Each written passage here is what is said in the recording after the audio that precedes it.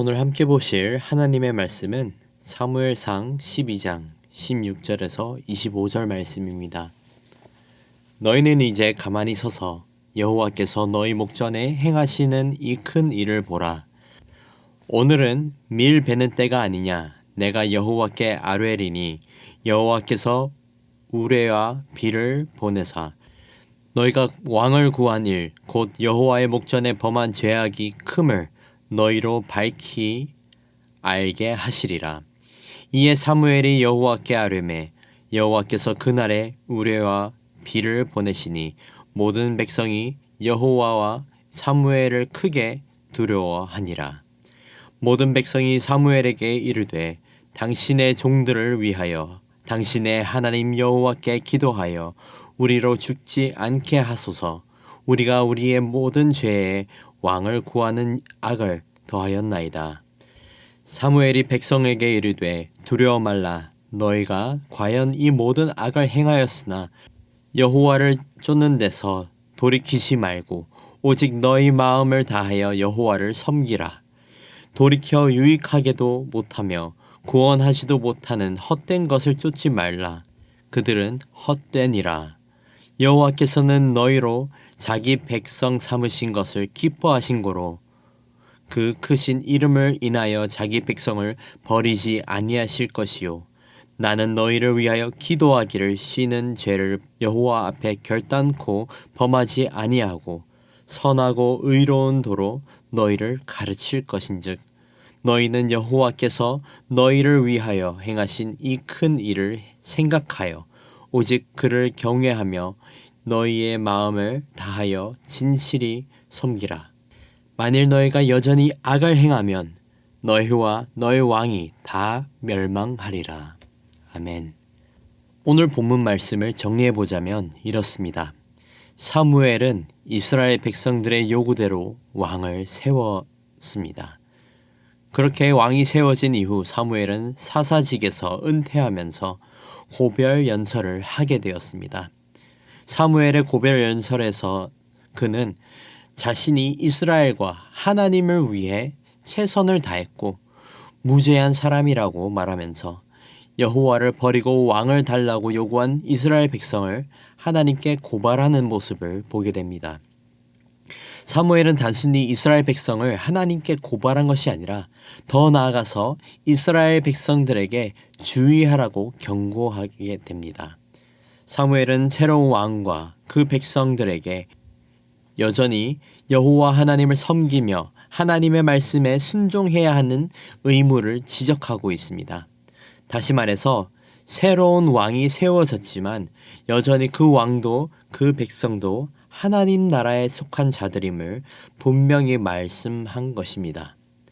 비록 이스라엘 백성의 세상적인 욕구로 세워진 왕이지만 여전히 하나님은 이스라엘의 진정한 왕이셨고 이스라엘은 하나님 나라임을 잊지 말라는 사무엘의 경고였습니다. 오늘 본문을 더 깊이 살펴보면 세 개의 단락으로 구분할 수 있습니다. 첫 번째 단락은 16절에서 18절까지 여호와께서 이스라엘을 벌하시는 내용입니다.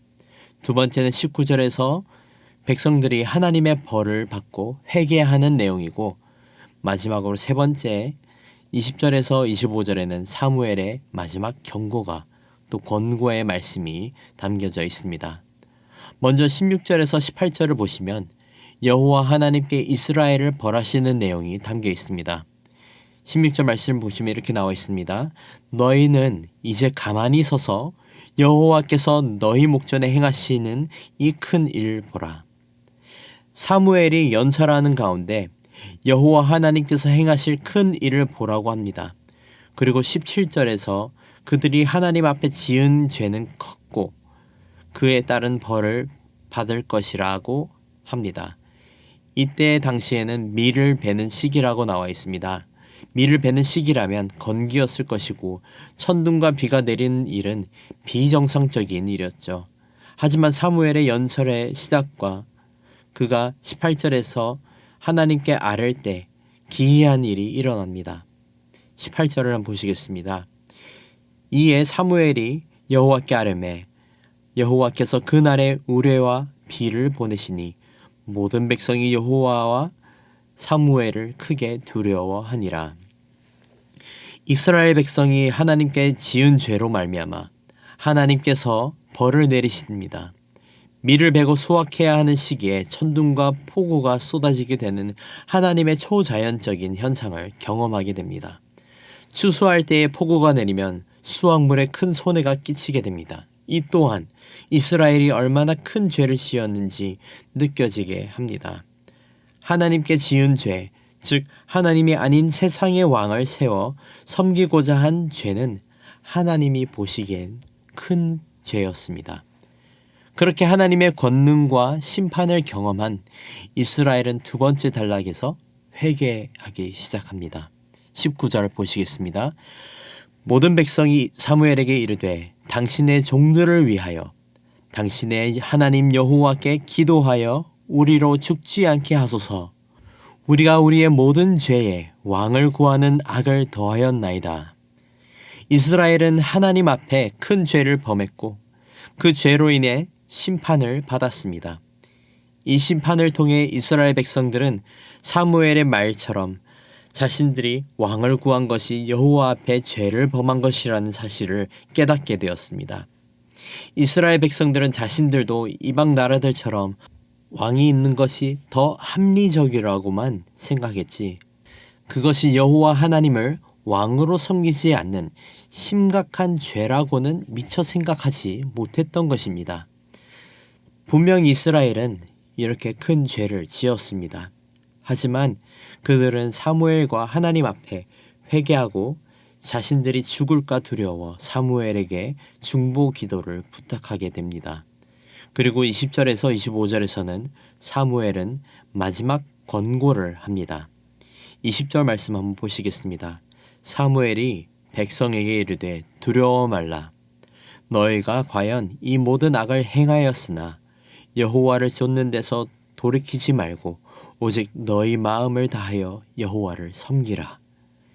이스라엘 백성이 두려움에 떨며 회개하고 사무엘에게 중보 기도를 요청했습니다. 그리고 사무엘은 그 요청에 두려워하지 말라고 20절에 말하고 있습니다. 그리고 이어서 그들이 돌이켜 오직 여호와 하나님만을 섬기라는 말을 남깁니다. 즉 이번 이적은 이스라엘 백성들에게 하나님의 권능을 보이기 위함이었고 그들의 잘못을 깨닫게 하기 위함이었지 이스라엘을 멸하기 위한 심판이 아니었던 것입니다. 다시 말해서 이스라엘의 진정한 주인 되시는 여호와만을 섬기고 다른 것에 마음을 두지 말라는 경고를 하기 위해서 하나님께서 이 모든 일을 행하셨던 것입니다. 그렇게 사무엘의 연설은 이어지면서 24절에서 25절에 결론이 나옵니다. 24절, 25절 한번 보시겠습니다. 너희는 여호와께서 너희를 위하여 행하신 그 큰 일을 생각하여 오직 그를 경외하며 너희의 마음을 다하여 진실히 섬기라. 만일 너희가 여전히 악을 행하면 너희와 너희 왕이 다 멸망하리라.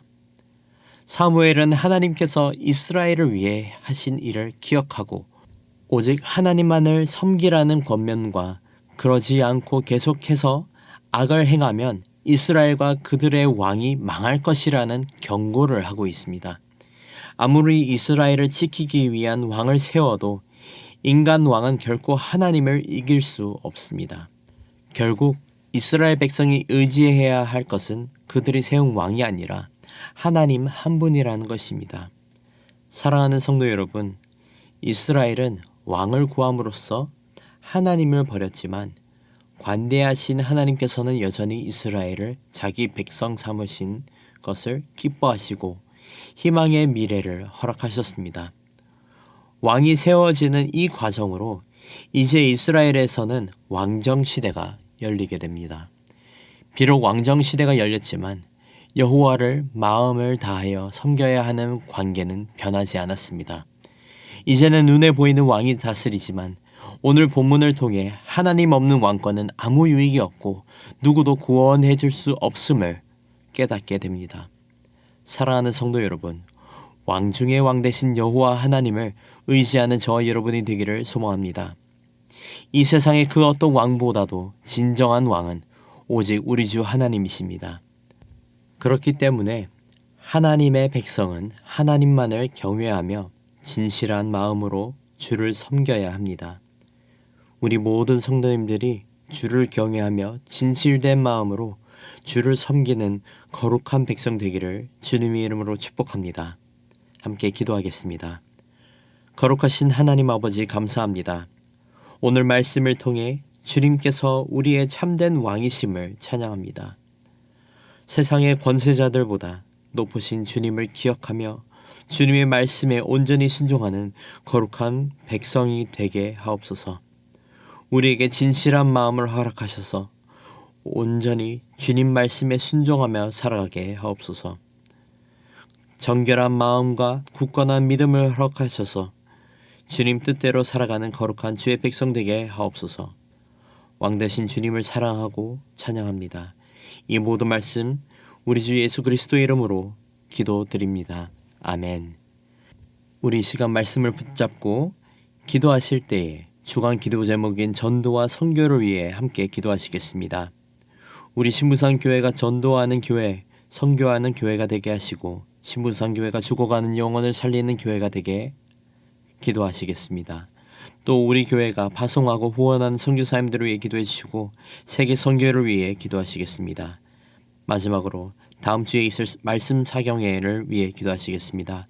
말씀 사경회를 통해 크신 은혜 내려주시고 우리 모든 성도들이 말씀 안에서 변화되어서 하나님의 눈으로 세상을 바라보며 살아가는 은혜를 허락하시고 그리고 말씀 전하시는 박원희 목사님의 영육간의 강건함을 위해 함께 기도하겠습니다.